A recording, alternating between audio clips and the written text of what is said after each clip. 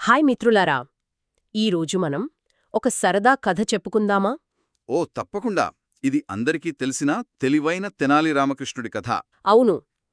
విజయనగర సామ్రాజ్యంలో రాజుగారైన శ్రీకృష్ణదేవరాయలకు ఒక పెద్ద రాక్షస డప్పు బహుమతిగా వస్తే ఏమైందో తెలుసా?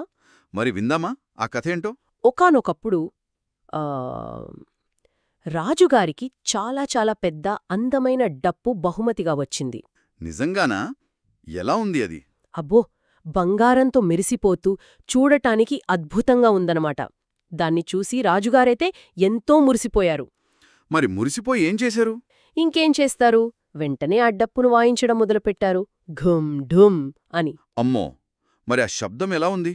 సంగీతంలా ఉందా? అస్సలు లేదు. వినటానికి చాలా అంటే చాలా కఠోరంగా ఉంది. చెవులు చిల్లులు పడేలా ఉందన్నమాట. అయ్యో!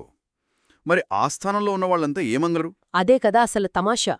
రాజుగారికి కోపం వస్తుందని అందరూ భయపడి, ఆహా, ఎంత అద్భుతంగా ఉంది అని అబద్ధం చెప్పడం మొదలుపెట్టారు. అంటే ఎవరికీ ఆ శబ్దం నచ్చలేదన్నమాట.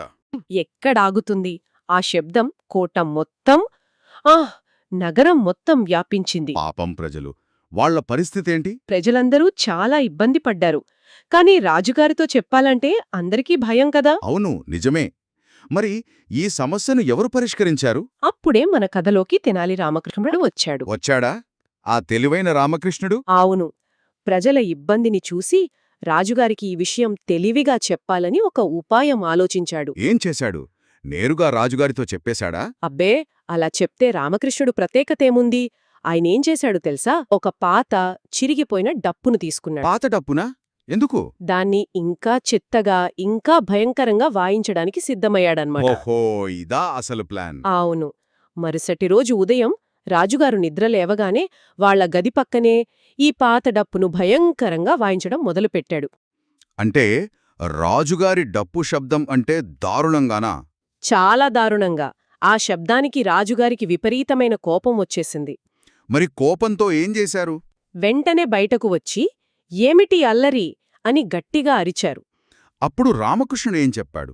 భయపడ్డాడా? లేదు, ఆయన చాలా వినయంగా నమస్కరించి, ప్రభూ, క్షమించండి అన్నాడు. ఆ తర్వాత తన పని వెనుకున్న కారణాన్ని వివరించాడా? సరిగ్గా. రామకృష్ణుడి మాటలు వినగానే రాజుగారికి తన తప్పు వెంటనే తెలిసొచ్చింది.